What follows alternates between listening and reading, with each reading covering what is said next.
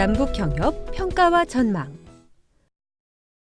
지금까지 살펴본 바와 같이 그동안의 남북경협은 대체로 신기능주의 통합이론, 시장평화론, 관여이론 등의 이론적 부분적 공감대 위에서 전개되어 왔습니다. 즉, 남북경협에 대한 인식은 신기능주의 통합 전략을 수행해 나갈 때 체제 수렴을 조성해 나가는 행위로, 그리고 중장기적으로 보면 북한의 개방과 시장화를 유도하는 관여 수단으로 인식되어 왔으며, 역대 정부 모두 평화통일 전략 수행의 주요 행동 요소로 인식해 왔습니다. 이것은 모든 정부가 헌법에 규정되어 있는 평화통일 정책을 추구하며 민족 공동체 건설에 요구되는 포용 정책의 필요성을 부인하지 않는 데서 찾아볼 수 있습니다. 그러나 각 정부의 남북 경협과 남북 간 정치 군사적 문제 및 북핵 문제 해결과의 관계 설정, 북한 정권에 대한 인식의 차이에 따라 포용의 실행 방법론은 달랐으며, 이로 인해 남북 경협 정책의 현실적 추진 양상도 상이하게 전개된 것은 부인하기 어려운 사실이라고 할 수 있습니다. 남북 경협이 평화를 산출하는 기능망으로 인식될 때에는 정경분리 관점의 경협 정책이 추진된 반면, 북한 체제 유지의 일부 재원적 토대가 되었다고 보는 관점하에서는 정경연계의 경협 정책이 추진되었습니다. 정경분리 경협 정책의 관점은 시장 평화론의 바탕을 두고 남북 간 경제협력의 기능망이 누적되면 경제 공동체가 형성되고 정치 군사적 갈등도 완화되어 간다는 포괄적 상호주의 관점하에 남북 경협 정책을 추진하는 것입니다.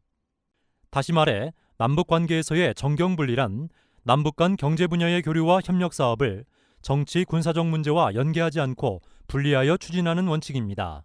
가령 남북 간의 교류 협력이 추진된다고 하더라도 예기치 않은 돌발 상태로 군사적 긴장이 발생하여 교류 협력이 중단될 수 있습니다.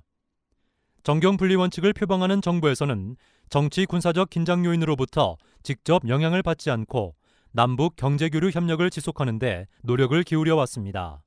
반면 정경연계 경협정책의 관점은 헌법에 규정된 평화통일 지향의 통일정책을 유지하면서도 제도적 혹은 현실주의적으로 신기능주의적 접근을 결합해야 한다는 입장입니다.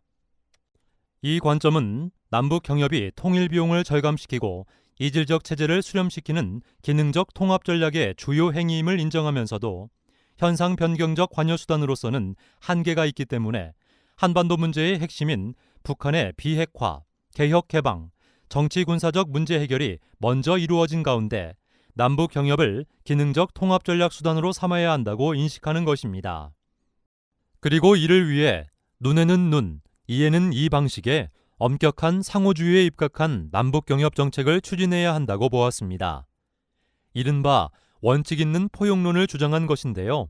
이는 북한이 2006년 1차 핵실험 이후 수차례의 실험과 장거리 미사일 발사 실험을 멈추지 않고 2010년 천안함 연평도 피격 및 도발까지 시행해 신기능주의 통합 전략이 한반도 현실에는 적용하기 어려운 점이 반증되었기 때문입니다. 박근혜 정부의 경우 포괄적 포용과 원칙적 포용 모두 현상 변경적 역할을 다하지 못했다고 비판하며 균형적 접근에 의한 남북 경협 정책을 표방했지만, 결국 북한의 2016년 4차 핵실험을 계기로 마지막 남북 경협인 개성공단 사업도 중단될 수밖에 없는 환경이 조성되었습니다.